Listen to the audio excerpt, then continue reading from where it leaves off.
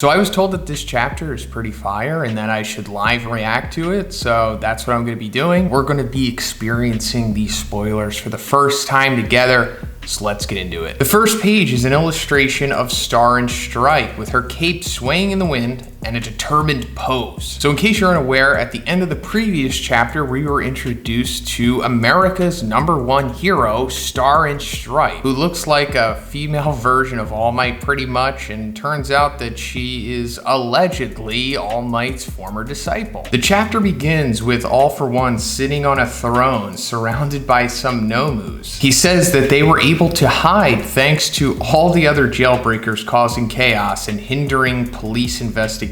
So yeah, that was essentially the plan of All for One breaking out of Tartarus. It's been said multiple times throughout since that happened. And yeah, no surprise it worked out, because it seems like All for One's plans work unless they involve trying to get One for All. He says that successfully escaping was the short-term goal and getting One for All is the medium-term goal. Spinner is confused because he thought that was his ultimate goal. See, I'm right there with you, Spinner. But All for One begins to say that throughout his long life, he has always been waiting for a chance, and he thinks it's getting closer. All Might has wiped out all the criminal organizations in Japan, but around the world, there are still many of them. And All for One has contact with villains from multiple countries. All right.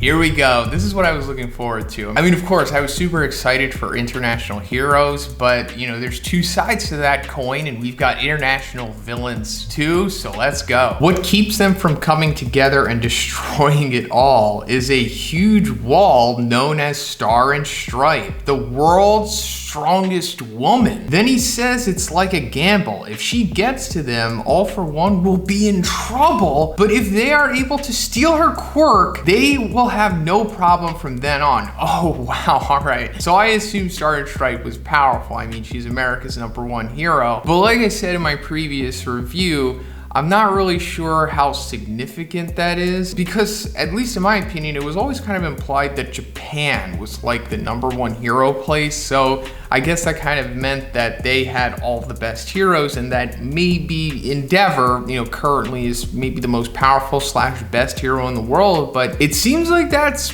probably not the case now. I mean, beforehand with All Might, yeah, he was undisputed #1. But now that he's out, it seems like Star and Stripe maybe has taken over as like the #1 pound for pound hero. I mean, if she is single-handedly keeping all of these international heroes at bay, and even All for One seems to mildly fear her. And of course, it's her quirk that is making her this powerful. And now I'm just so interested in what this could be. I hope they reveal what it is in these spoilers, but I'm not gonna get my hopes up. All for One then says that unlike the other villains, Spinner has so far only acted as his bodyguard, but things are about to change because there is something that only Spinner can do. All right, here we go, Spinner's significance. So if you've been following my channel for way too long now, like since I first started covering My Hero, when I was covering the My Villain Academia arc, I kept talking about Spinner and how I thought that he had like this quiet significance to the story because there was a reason why he was sticking around so long. So I was always questioning like, okay, when's it gonna come? What is Spinner's significance to this story? And it wound up not happening in the My Villain Academia arc. It wound up not happening in the Paranormal Liberation War. So then I was like, okay, so it's eventually gotta happen, right? Horikoshi, you're not just gonna forget about his significance. Since he has a mutation quirk and has been discriminated for it his whole life, many people can relate to him and are willing to follow him through the shadows. Next, we see a poster of Spinner himself pasted in the city, and on it is written, "Spinner is our spokesman." Some members of the Paranormal Liberation Front approach it and say that although Redestro has been captured, the seeds of liberation are still being planted. We see Skeptic talking to them on the phone, asking them to gather soldiers in order to turn the League of Villains into the faces of the liberation, as Redestro wanted. We see some more posters saying the tragedy of Himiko Toga will keep repeating itself, and Toga herself also appears. appears, drawn on a white background, so we can't see where she is. Toya also appears in a forest. So I guess we're kind of getting an update on Toga here. We haven't seen her, I don't think we've seen her since like chapter 296 or something like that, maybe? I could be wrong, maybe she showed up in a panel afterwards, but she really hasn't had too much spotlight since the ending of the war. And I guess we're just calling Dabi Toya now. The focus shifts to Hawks and Genus. They're in the car talking about Star's arrival. They say that she is about to enter Japanese airspace, and as soon as she does, they intend to start discussing their strategies. However, they receive an unexpected call from Tsukauchi. He says that he received a call from Star,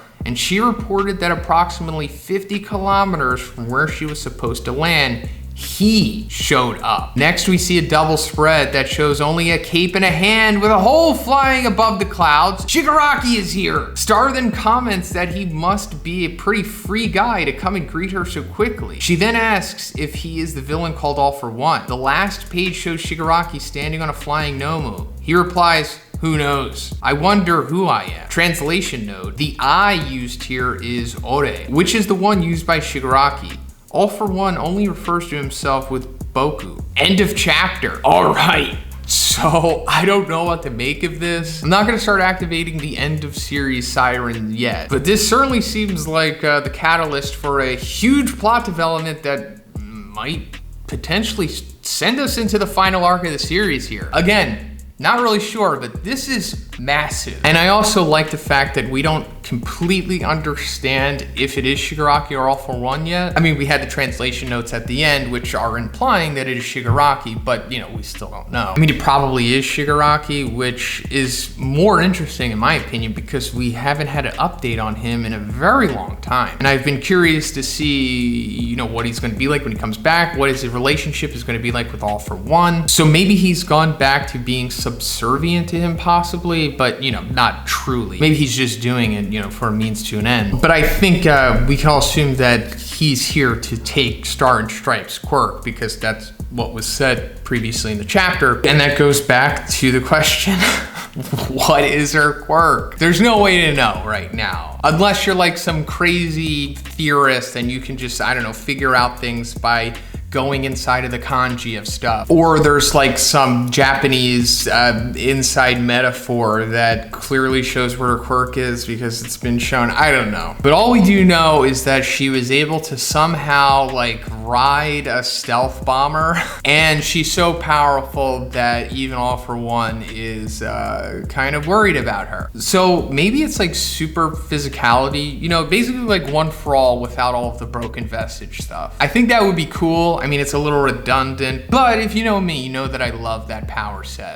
It doesn't really get old to me. But I don't think Horikoshi will make it that simple. He's usually good with quirks and abilities, especially for like the significant characters. But yeah, that's pretty much it for the spoiler state, guys. Let me know what you think about these in the comments. What do you think Star and Stripes' quirk is? And what do you think's going on with Shigaraki and All for One here? Is this Shigaraki? Is it All for One continuing to control him? Is it maybe a little bit of both? And what is Spinner's significance to the series? Let me know. And if you liked the video, guys, please give a like and please subscribe if you haven't already. Have a great day. See you in the next one.